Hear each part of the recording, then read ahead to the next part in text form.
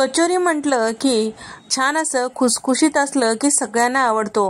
तर डाळीची कचोरी तुम्ही नेहमीच खाल्ली असाल तर या पद्धतीने एकदा कांद्याची कचोरी राजस्थानी पद्धतीची नक्की करून पहा।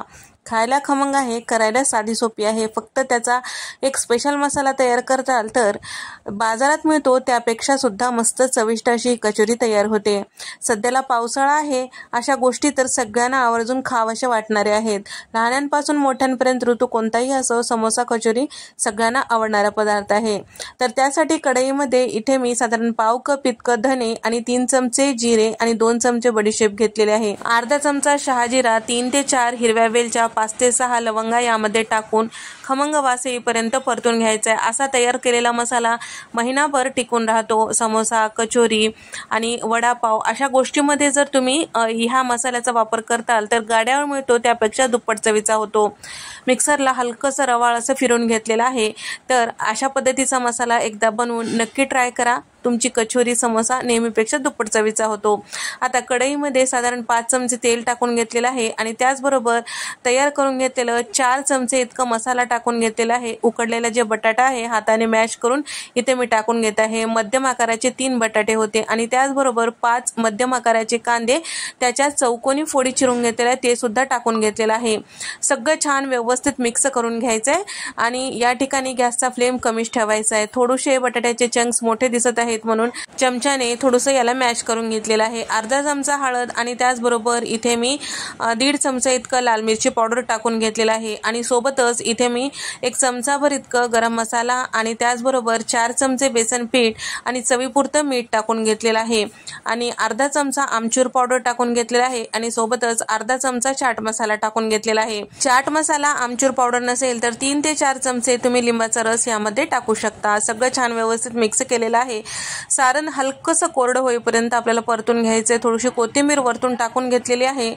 आता 1 मिनिट हे सगळं सारण छान व्यवस्थित परतून घेतलेलं आहे। त्यानंतर ताटामध्ये थंड करायला ठेवलेलं आहे। तर या ठिकाणी आता हे थंड होईपर्यंत आपण पीठ मळून घेऊया। तर इथे मी घेतलेलं आहे 3 कप इतकं मैदा आणि त्याचबरोबर यामध्ये अर्धा चमचा इतकं मीठ टाकून घेतलेलं आहे। अर्धा चमचा ओवा, अर्धा चमचा जिरे हातावर छान कुस्करून यामध्ये टाकलेलं आहे म्हणजे त्याचा खमंग फ्लेवर यामध्ये येतो आणि सोबतच एक 5 चमचे इतकं तेल छान कडकडीत गरम करून घेतलेलं आहे ते सुद्धा यामध्ये टाकून घेतलेलं आहे। पहिल्यांदा तेल गरम असल्यामुळे व्यवस्थित मिक्स करून घ्यायचं आहे चमच्याने। त्यानंतर हाताने छान एकसारखं सगळं साठा जे आहे पिठाला लावून घ्यायचं आहे। छान मूठ वळेपर्यंत आपल्याला साठा टाकून घ्यायचा आहे। जर कमी वाटत असेल तर आणखीन तेल गरम करून तुम्ही टाकू शकता। तर या ठिकाणी आता थोडं थोडं पाणी टाकून आपल्याला हे पीठ जे आहे समोश्याचं जे आवरणासाठी आपण पीठ तिमून घेतो त्याच पद्धतीने तिमून घ्यायचं आहे। जास्त घट्ट नको किंवा जास्त पातळ नको हो। समोसा कचोरीचं जे आवरण आहे खुसखुशीत होण्यासाठी पीठ अगदी व्यवस्थित असायला पाहिजे तरच आपलं कचोरी किंवा समोसा छान तयार होतो। इथे आपलं पीठ तिमून झालेलं आहे। 5 मिनिटे याला रेस्ट करायला ठेवूया। आता एक चटपटीत मसाला तयार करून घेऊया। 1 चमचा चाट मसाला, अर्धा चमचा काळं मीठ, अर्धा चमचा धने पावडर आणि पाव चमचा काळा मसाला आणि अर्धा चमचा लाल मिरची पावडर, अर्धा चमचा भाजलेली जिऱ्याची पूड आणि अर्धा चमचा आमचूर पावडर यामध्ये टाकून घेतलेला आहे आणि त्याचबरोबर पाव चमचा इथे मी काळी मिरी पूड टाकून घेतलेला आहे। सगळे जिन्नस छान व्यवस्थित मिक्स करायचं।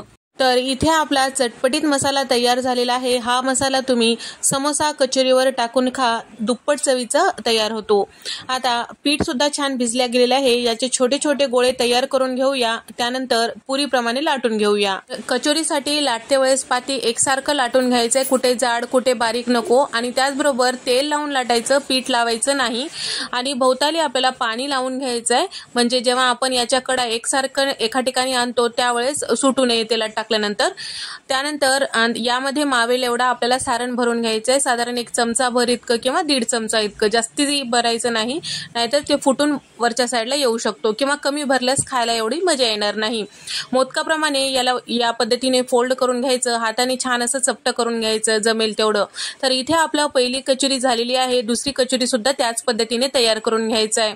तर एकसारखे एक 5-6 कचोरी झालं की आपल्याला तळून घ्यायचं आहे। तळण्यासाठी वेळ लागतो, त्यासाठी एक 5-6 कचोरी झालं की तळून घ्यायचं किंवा एकसारखे सगळे कचोरी केलात तरी सुद्धा कापड वगैरे त्यावर टाकून ठेवायचा ओला, म्हणजे वरच्या साईडला जे वरचं आवरण आहे ते वाळल्यासारखं होत नाही।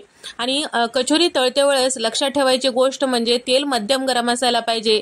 याचा आवरण जाड असतो. मधीपर्यंत छान असं खुसखुशीत होण्यासाठी आपल्याला मध्यम तेल गरम असायला पाहिजे, अगदी कडकडीत नको. आणि एवढंच लक्षात ठेवायचं की कचोरी तळते वेळेस जास्त वेळ लागतो, पण खायला मस्त खमंग खुसखुशीत लागतात. अगदी मोठ्या गॅसवर जर तुम्ही तळताल तर हे लगेचच लाल होतात, पण ते खुसखुशीत राहत नाहीत, वातड असे तयार होतात किंवा नरम पडतात. त्यासाठी वेळ देऊन या कचोरीला आपल्याला तळून घ्यायचं आहे. तर तेलात जेव्हा आपण कचोरी टाकतो त्यावेळेस लगेचच चमचा लावायचं नाही. थोडंसं आकार धरलं की याला पलटून घ्यायचं आणि एकसारख्या रंगावर दोन्ही साईडला तळून घ्यायचं. गॅस कुठेही मोठा करायचा नाही. सुरुवातीला तेलच आपल्याला मध्यम गरम असायला पाहिजे, हे लक्षात ठेवा. आणि त्याचबरोबर या पद्धतीने तळलेल्या कचोरी जास्त वेळ असलं तरी सुद्धा खुसखुशीत लागतात. आणि समोसा कचोरी म्हटलं की त्यासोबत खाण्यासाठी मिरची असायलाच हवी, तर मिरची सुद्धा यासोबत आपल्याला तळून घ्यायचं आहे. तर मिरचीला मधोमध चीर देऊन यामध्ये तळून घेतलेला आहे आणि त्याचबरोबर वरच्या साईडला मीठ टाकून घेतलेलं आहे. तर यासाठी तयार करून घेतलेलं मसाला जे आहे ते सुद्धा वरच्या साईडला टाकून घेतलेला आहे. तुम्ही बघू शकता मार्केटमध्ये मिळतो त्यापेक्षा मस्त चवीचे हे कचोरी तयार झालेले आहे. या पद्धतीने एकदा नक्की ट्राय करून पहा, तुम्हाला हे आवडेल. तर तुम्हाला हा व्हिडिओ आवडल्यास व्हिडिओला लाईक करा, शेअर करा आणि सबस्क्राईब करायला मात्र विसरू नका. नंतरच्या रेसिपीमध्ये भेट देऊया. तोपर्यंत नमस्कार, बाय.